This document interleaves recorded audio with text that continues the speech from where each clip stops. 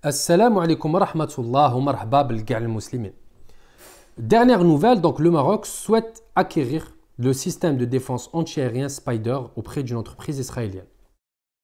Après avoir acquis le système antiaérien Barak, donc le rétablissement des relations entre le Maroc et Israël continue de se renforcer, de se développer. Cela permet à la défense marocaine donc de se renforcer aussi après l'acquisition de ces nombreux équipements militaires sophistiqués. Malheureusement, cette acquisition arrive à un moment compliqué. Le Ramadan approche. Le Ramadan est une période meurtrière chaque année dans le conflit israélo-palestinien. Israël bombarde la bande de Gaza et les groupes armés palestiniens répliquent et profitent de ce mois de Ramadan qui savent compliqué pour l'entité sioniste pour envoyer des roquettes et pour provoquer de nouveaux bombardements à Gaza. C'est le cercle vicieux de la violence. Donc le Maroc acquiert ses armes auprès d'Israël malgré le Ramadan et malgré la solidarité qui existe et qui existera toujours entre le peuple marocain et le peuple palestinien. Mais malheureusement, le Maroc n'a pas d'autre choix. Pourquoi? Car l'économie marocaine n'est pas à la hauteur. Et pour avoir une diplomatie forte, il faut avoir une économie à la hauteur pour peser à l'échelle internationale. On a l'exemple parfait de l'Arabie Saoudite dernièrement, qui a rétabli ses relations avec l'Iran. L'Iran qui est l'ennemi juré du sunnite depuis surtout la révolution dite islamique dans les années 70. L'Arabie Saoudite est le berceau de l'islam sunnite et c'est là le problème. De nombreux musulmans sur les réseaux sociaux ont accueilli cette nouvelle de manière positive alors que c'est tout le contraire. En se rapprochant avec l'Iran, l'Arabie Saoudite s'oppose à son histoire sunnite car l'Iran a pour objectif d'exporter sa secte chiite à travers le monde arabe. L'Arabie Saoudite donc a fait une concession de par son histoire, de par sa tradition et sa culture, pour des intérêts financiers et diplomatiques. Et cela est une nouvelle preuve de la faiblesse des États arabes et des États musulmans aujourd'hui. Aujourd'hui, en l'état, le Maroc a fait un très bon choix avec ce rapprochement avec Israël.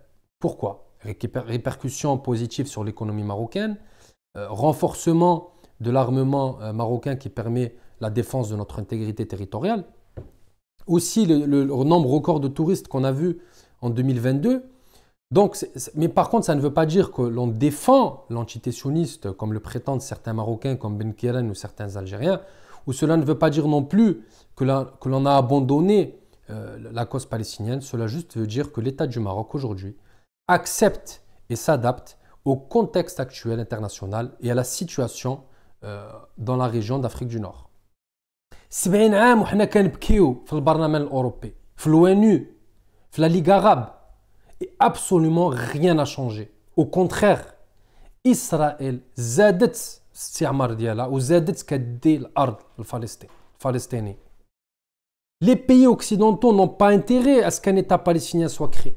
علاش بغيتو نتوما الأوروبيين نبغيو حنا العرب الفلسطينيين نديروا بلاد وهو الأردن مخربة، مصر مخربة، سوريا مخربة، لبنان مخربة. هاد الدول ديكتاتوريين فقراء.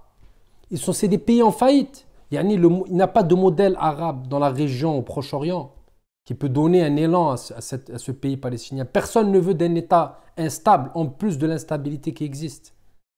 كنهضر معكم بهذه الطريقة باش تفهموا بأن خصنا نفتحوا عيننا في هذا العالم اللي عايشين فيه. اليوم احنا ما نقدروش نحاربوا الكيان الصهيوني لا بالنسبة للدبلوماسية لا بالنسبة للعسكر لا بالنسبة للاقتصاد. Nous n'avons aucune chance.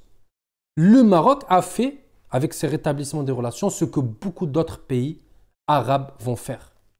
Pour revenir à cette acquisition marocaine, ce système Spider permet la défense stratégique de forces mobiles, de centres urbains, contre toute menace comme des missiles balistiques dans certaines versions de système Spider. Le monde change. L'époque des califats et de l'unité du monde musulman est dépassée.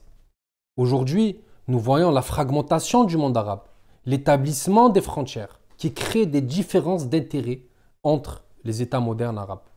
La guerre en Palestine, les tensions en Afrique du Nord et au Sahel, les guerres civiles dans les pays arabes sont le fruit de cette fragmentation du monde arabe et de cette disparition du monde islamique.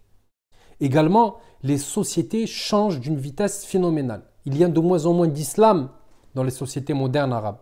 Le modèle familial, les mentalités et le regard qu'ont les jeunes arabes sur le monde aujourd'hui est totalement différent. Alors bien sûr qu'en tant que musulmans, nous devons défendre notre société islamique et notre modèle de société islamique, mais nous ne pouvons pas combattre le temps et le sens de l'histoire. En rétablissant les relations avec Israël, le Maroc ne fait que suivre cet élan d'un nouveau monde avec de nouveaux intérêts. La guerre israélo-palestinienne n'a pas été perdue aujourd'hui en 2023, ni même lors de la création de l'État d'Israël. La guerre entre l'Occident et le monde arabe a été perdue au XIXe siècle, lorsque le monde arabe et le califat ottoman n'ont pas su faire leur propre révolution industrielle, construire, imaginer les économies modernes du monde arabe de demain. Barakallahu fikum, j'espère que cette courte vidéo vous aura plu. N'hésitez pas à vous abonner, à partager, à liker la vidéo, ça m'aide énormément. Jazakallahu khair, wa ashirkum baroka, bon ramadan à tous et à une prochaine fois, Inch'Allah. Salam alaikum.